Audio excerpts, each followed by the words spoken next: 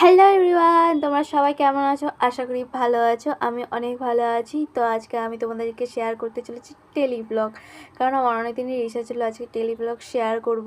তো ফাইনালি আমি tele blog নিয়ে চলে এসেছি।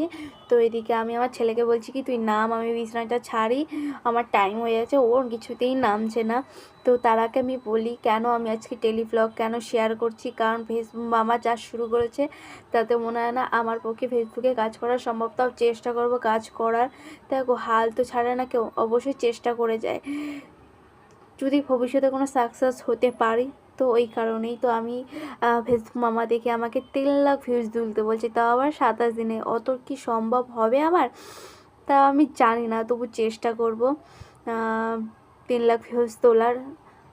যদি না পারি সেটা তো আমার ভাগ্যে না, সেটা হচ্ছে ভগবানের হাতে দেওয়া থাকে।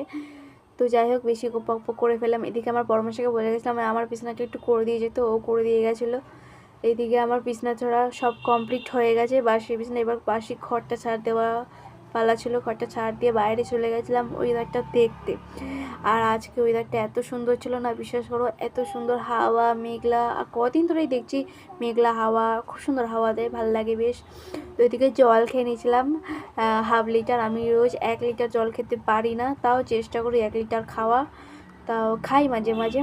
তো শুনেছি জল বেশি করে খেলে নাকি স্কিন, শরীর সব কিছু ভালো থাকে আর কি। তার জন্য এমনি অটোমেটিক্যালি আমাকে খেতে হয়, খাওয়ার চেষ্টা করি 1 লিটার, কারণ আমাকে ডাক্তার বলেছিল জল খাওয়ার জন্য। এদিকে আমার ছেলে কি বলছে শোনো। কি খাবি? হ্যাঁ, কোথায় ড্রাগন ফ্রুটস? কোথায়? তুমি যে জানো এটা ড্রাগন ফ্রুটস, ড্রাগন ফ্রুটসটা অনেকদিন হয়ে গেছে খাওয়ানো হয়নি। আজকে খাইয়ে দেবো, তাহলে খাবা তো? হ্যাঁ খাবে। ড্রাগন ফ্রুটস খাবে ও। আমি জল করছিলাম। হ্যাঁ, তো তোমরা তো দেখতে পেলে ও তখন দেখে আমাকে বায়না করে যাচ্ছে যে আমাকে একটু কেটে দাও, আমি খাবো। তো ওকে আমি একটু কেটে দিচ্ছি, কারণ না কেটে দিলে ও কান্না করবে। তো সেই কারণে ওকে কেটে দিচ্ছি। এদিকে দেখি আমার ছুরিতে একদমই ধার থাকে না, কেন কি জানি ছুরিতে তাড়াতাড়ি না 2 দিন পর থেকে ছুরিতে আর ধার থাকে না। তো যাই হোক, কেটে দিয়ে আমি চলে গেছিলাম কয়েকটা বাসন মাজতে। যে কয়টা থাকে সেগুলি হচ্ছে চায়ের কাপ, বাটি, ছাঁকনি আর কয়টা বাটি থাকে সেগুলি আমি মেজে নিয়ে তারপরে চলে গেছিলাম প্রেশার কুকারটা মাজতে। প্রেশার কুকারের নিচে কালিটা পড়ে যাওয়ার কারণে না একদমই উঠছিল না, যার কারণে আমি ছেড়ে দিয়েছি। মাজতে মাজতে ওটা টাইম লেগে যাবে, কারণ আমার ছেলেকে খাওয়ানোর টাইম হয়ে আসছে, সেই কারণেই।